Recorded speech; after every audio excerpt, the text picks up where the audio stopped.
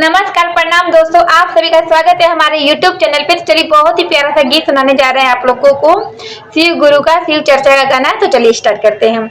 गुथु गुथुर सोनराना हमरी शिव गुरु की मलवा, गुथुर सोनराना हमरी शिव गुरु की मलवा, गुथुर सोनराना बीचवा में गुथीर सुनरा शिव गुरु के नामवा, बीचवा में गुथीर सुनरा शिव गुरु के नामवा।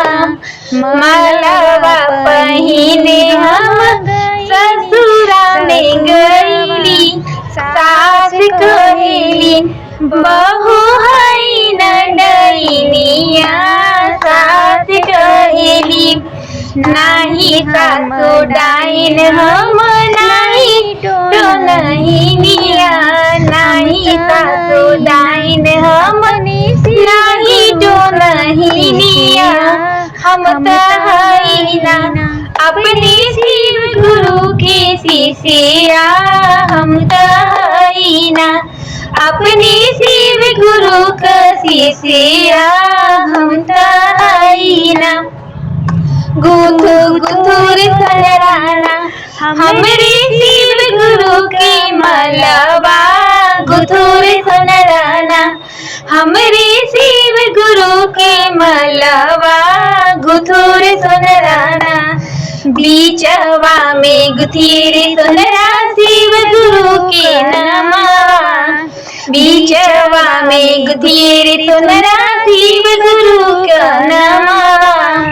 मलवा पहिने हम ससुरा में गईली, गोतिन कहेली बहू हई न डैनिया, गोतिन कहेली नाही गोतिन डाइन हम नाही तो नहीं निया, नाही गोतिन डाइन हम नाही तो नहीं निया।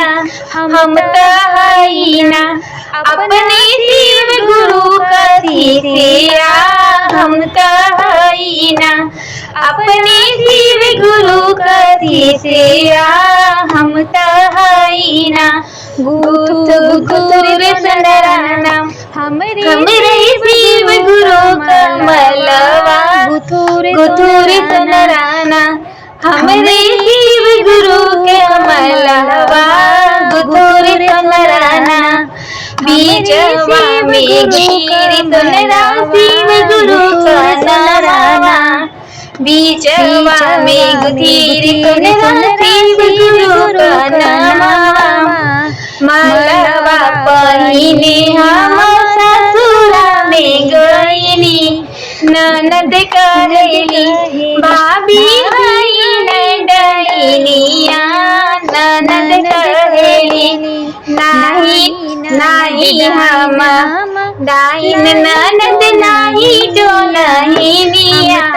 हम तो हई ना अपना शिव गुरु का शिष्या, हम तो हई ना अपने शिव गुरु का शिष्या, हम तो हई ना। गुथु गुथुर सोनराना हमरे शिव गुरु का मलवा, गुथुर सोनराना हमरे शिव गुरु का मलवा, गुथुर सोनराना बीचवा में गुथीर सोनरा शिव गुरु का नामवा, बीचवा में गुथीर सोनरा शिव गुरु का नामवा। मलवा पहिने हम ससुरा में गईली, जेठनी कहेली देवरानी हई न डैनिया, जेठनी कहेली नाही जेठनी डाइन हम नाही तो नहीं निया, नाही जेठनी डाइन हम नाही तो नहीं निया।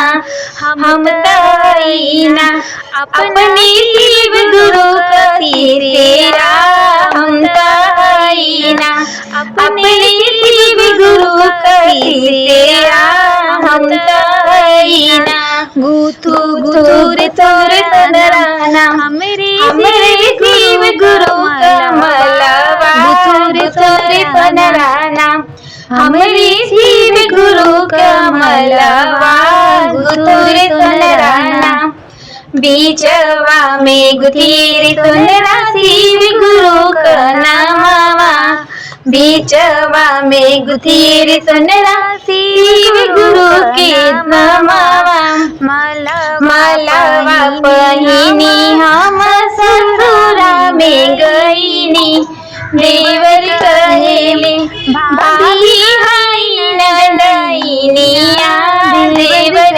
कहेले नाही देवर डाइन हम नाही तो नहीं लिया हम तो ना अपने शिव गुरु को सिया हम तो ना अपने शिव गुरु को सिया हम तो ना गुथु गुथुर तोनराना हमरे शिव गुरु कमलवा गुथुर तोनराना हमरे शिव गुरु कमलवा गुथुर तोनराना। तो कैसा लगा हमारा गाना? अच्छा लगे तो प्लीज लाइक कीजिएगा, सब्सक्राइब कीजिएगा और शेयर कीजिएगा। Bye by.